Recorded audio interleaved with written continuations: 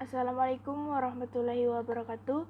Perkenalkan, nama saya Rilia Lestari Lumowa dengan Stanbook 040 2018 0562, kelas C2 mata kuliah Cybercrime.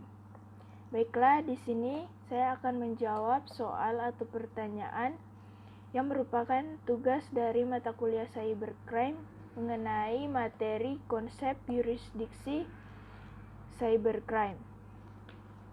Langsung saja ke pertanyaan yang pertama, yaitu apakah yang dimaksud dengan yurisdiksi?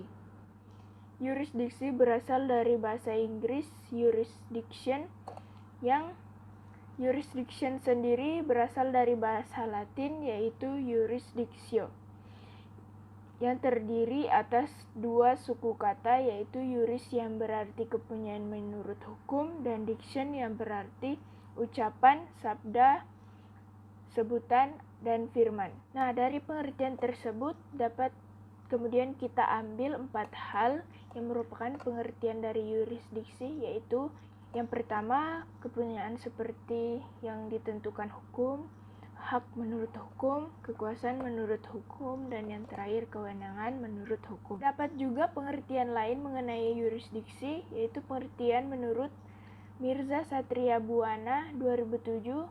Menurut Mirza Satria Buana, yurisdiksi merupakan cerminan dari prinsip dasar kedaulatan negara.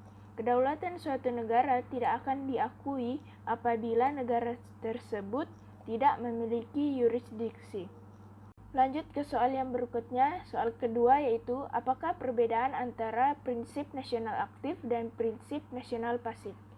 Prinsip nasional aktif yaitu negara dapat memberlakukan yurisdiksi nasionalnya terhadap warga negaranya yang melakukan tindak pidana sekalipun tindak pidana itu dilakukan dalam yurisdiksi negara lain. Sebagai contoh dari prinsip nasional aktif, misalnya ada warga negara Indonesia yang melakukan tindak pidana di luar negeri, contohnya di Singapura, maka Indonesia dalam hal ini negara berhak untuk memberikan kewenangan atau memberlakukan kewenangan hukumnya, memberlakukan yurisdiksi nasionalnya kepada warga negaranya, walaupun tindak pidana yang dilakukan oleh warga negara itu di Singapura, dalam hal ini dalam yurisdiksi negara lain. Sedangkan prinsip nasional pasif yaitu setiap negara berhak melindungi warga negaranya di luar negeri. Dan apabila negara teritorial di mana tindak pidana itu terjadi tidak menghukum orang yang menyebabkan kerugian tersebut, maka negara asal korban berwenang menghukum tindak pidana itu apabila orang itu berada di wilayahnya. Lanjut ke soal yang berikutnya, yaitu soal ketiga. Menurut Masaki Hamano membedakan pengertian cyber jurisdiction. Sebutkan dan jelaskan pengertian tersebut. Jadi, pengertian cyber jurisdiction menurut Masaki Hamano dibedakan menjadi dua, yaitu sudut dunia virtual dan sudut hukum. Yang pertama, sudut dunia virtual. Dalam sudut dunia virtual, jurisdiction sering diartikan sebagai kekuasaan sistem operator dan para pengguna atau users untuk menetapkan aturan dan melaksanakannya pada masyarakat dan ruang cyber atau virtual. Yang kedua adalah sudut hukum. Dalam sudut hukum, cyber jurisdiction atau jurisdiction in cyberspace adalah kekuasaan fisik pemerintah dan kewenangan mengadili terhadap pengguna internet atau terhadap aktivitas mereka di ruang cyber.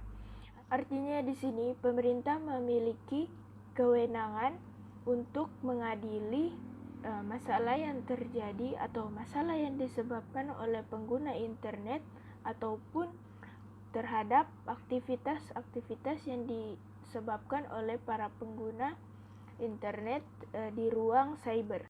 Soal yang berikutnya yaitu soal keempat, apakah yang dimaksud dengan perbuatan material, teori alat yang digunakan, dan teori akibat? Yang pertama yaitu teori perbuatan material. Menurut teori ini, maka yang menjadi locus delicti ialah tempat di mana pembuat melakukan segala yang kemudian dapat mengakibatkan delik yang bersangkutan. Yang kedua yaitu teori alat yang digunakan. Menurut teori alat yang digunakan, maka delik dilakukan di tempat di mana alat yang dipergunakan itu menyelesaikannya. Yang ketiga yaitu teori akibat. Menurut teori akibat, maka tempat akibat menjadi lokus delikti. Sebagai contoh, misalnya ada seorang warga negara Indonesia menyerang server di Malaysia, maka yang menjadi lokus delikti adalah Malaysia.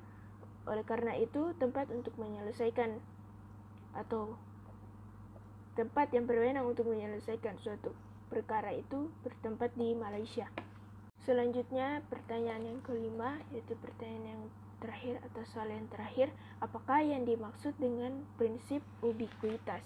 Prinsip ubikuitas adalah prinsip yang mengatakan bahwa delik-delik yang dilakukan atau terjadi di sebagian wilayah teritorial negara dan di sebagian di luar wilayah teritorial suatu negara atau ekstrateritorial harus dapat dibawa ke dalam yurisdiksi setiap negara yang terkait.